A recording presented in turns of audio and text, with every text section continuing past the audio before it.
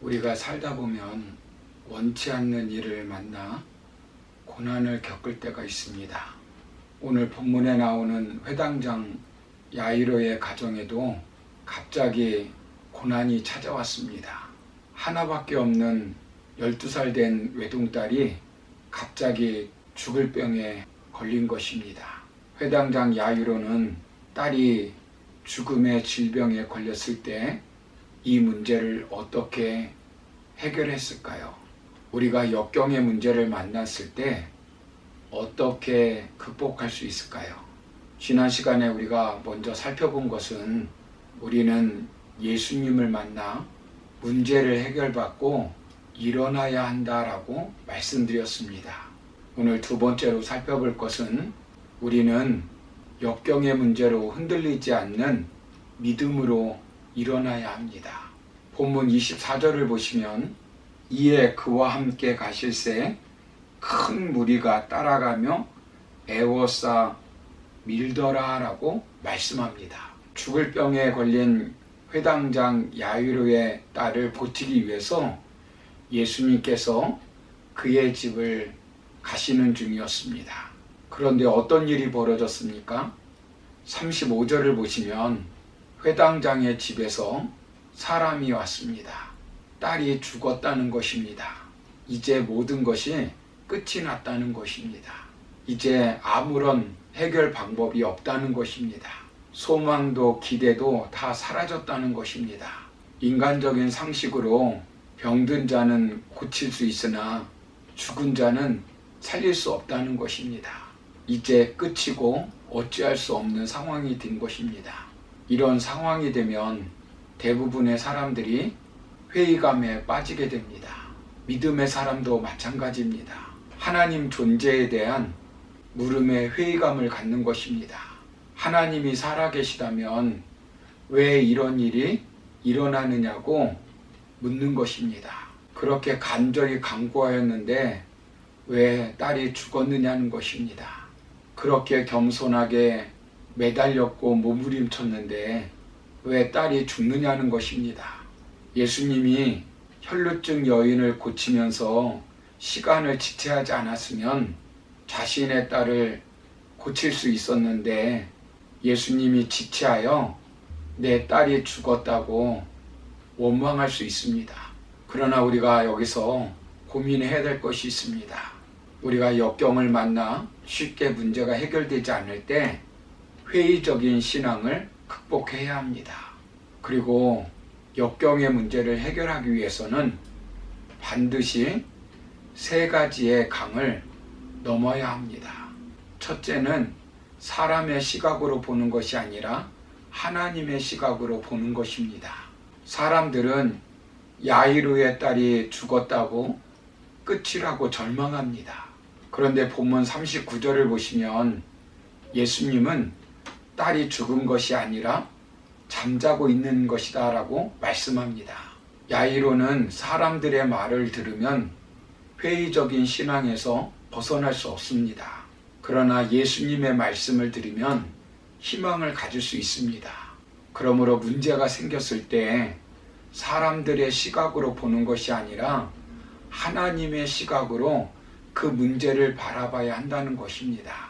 두 번째는 역경을 끝으로 보지 않고 과정으로 보아야 한다는 것입니다. 본문 38절을 보시면 회당장의 집에 함께 가사 떠드는 것과 사람들이 울며 심히 통곡함을 보시고 라고 말씀합니다. 사람들은 야이로의 딸의 죽음을 보고 울며 통곡하며 부르짖고 있습니다. 왜 그렇습니까? 끝났다고 생각했기 때문입니다. 더 이상 희망이 없다는 것입니다. 그러나 예수님은 끝이 아니라는 것입니다. 딸은 죽은 것이 아니라 잠자고 있는 과정이라는 것입니다.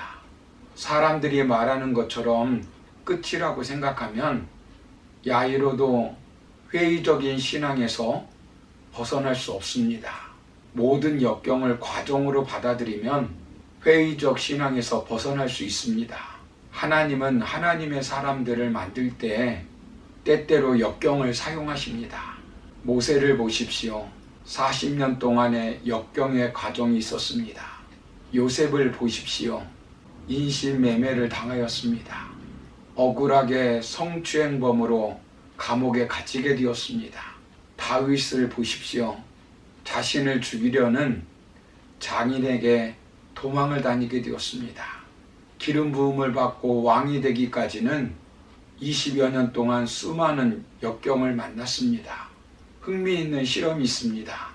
미국의 심리학자인 스키너는 50명을 두 집단으로 나눈 후 A 집단은 편하고 안락한 환경을 조성해 주었다고 합니다.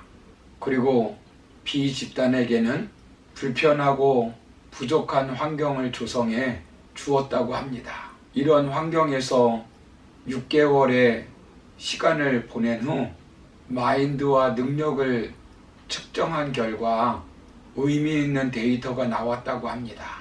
A 집단은 처음보다 5점이 떨어졌고 B 집단은 8점이 상승하였다는 것입니다. 이 결과가 말해주는 것은 좋은 조건보다는 불리한 조건에서 단련받은 사람의 성공 확률이 더 높다는 것입니다. 여러분, 우리가 삶에 있어서 적절한 좌절과 자신의 능력에 맞는 스트레스를 경험한다는 것은 극복의 힘을 기르는 필수 요소라는 것입니다.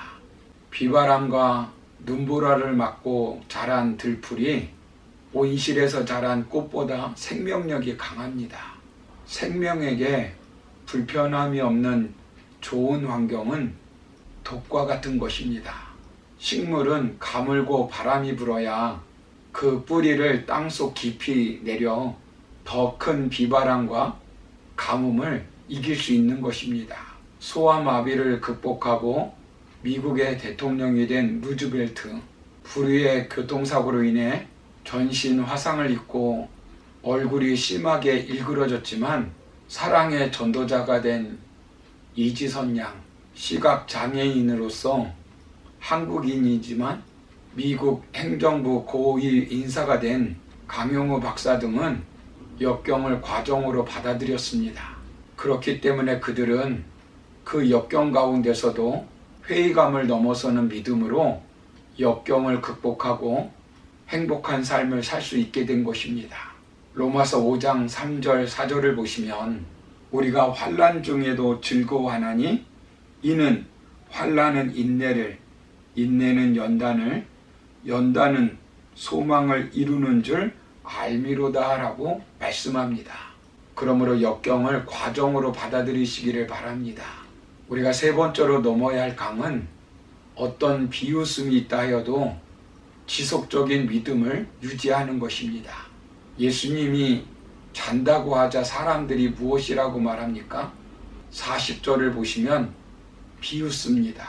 도저히 고칠 수 없는 병에 걸렸는데 어떻게 다시 살 수 있겠느냐는 것입니다.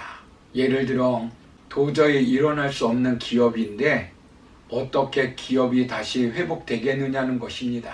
어렵고 힘든 교회인데 어떻게 그 교회가 부흥되겠느냐는 것입니다. 이성적 한계에서 벗어나지 못하는 것입니다. 그러나 예수님은 회당장 야이로에게 이렇게 말씀합니다. 본문 36절을 보시면 두려워하지 말고 믿기만 하라. 현재형으로 네가 흔들리지 말고 처음 내게 가졌던 믿음을 가지라는 것입니다. 지속적인 믿음으로 회의적인 신앙을 극복하라는 것입니다. 사랑하는 성도 여러분, 오늘 이 말씀이 저와 여러분들에게 주시는 귀한 말씀이 되기를 소망합니다. 우리가 살고 있는 이 시대는 참으로 어려운 시대에 살고 있습니다. 이런 시대에 역경의 문제로 흔들리지 말고 이런 시대에 세 가지의 강을 잘 넘어야 합니다. 사람의 시각으로 보지 말고 하나님의 시각으로 봐야 합니다. 역경을 끝으로 보지 말고 과정으로 봐야 합니다. 사람들이 비웃는다 할지라도 굳게 믿음을 지켜야 합니다. 그러므로 문제로 인하여 흔들리지 마시고 예수님께서 저와 여러분들이 가지고 있는 그 문제를 역경을 해결해 주실 것을 믿고 일어나 복된 삶을 살아가는 저와 여러분 다 되기를 주의 이름으로 축원합니다. 감사합니다.